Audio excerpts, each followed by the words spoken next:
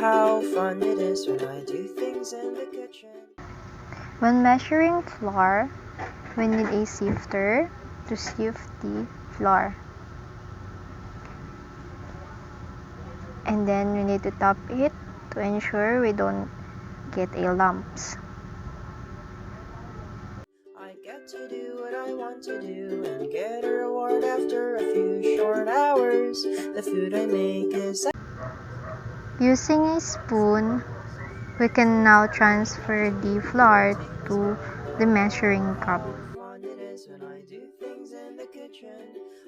Just make sure to put a excess flour, then using a spatula or something that have a straight,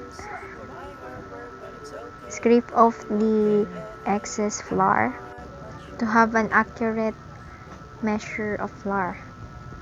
Ordinary guy who can do a lot of things cause I have too much time and it gets sad. Next is measuring sugar. When measuring sugar, like how we measure the flour, we can measure the sugar like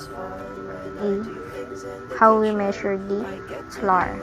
To do and get a reward after a few short hours. The food I make is hours. The things I make takes hours, and it takes long cause I have to entertain as well.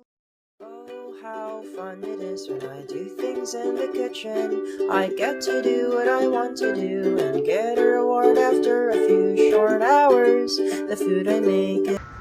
When measuring a butter, just scoop the butter using a spoon and then put it in the measuring cup and then press it. We need to press it to have an accurate measure of the fat or the butter. But it's okay, I'm okay. I'm not much of a chef. I learned things in YouTube. I'm just an ordinary guy who can do a lot of things cause I have too much time. And it gets sad, but it's okay, cause I'm okay.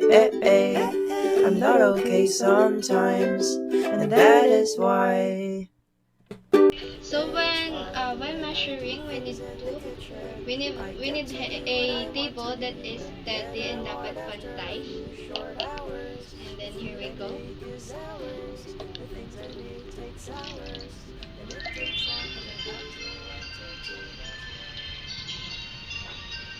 Lapit mo.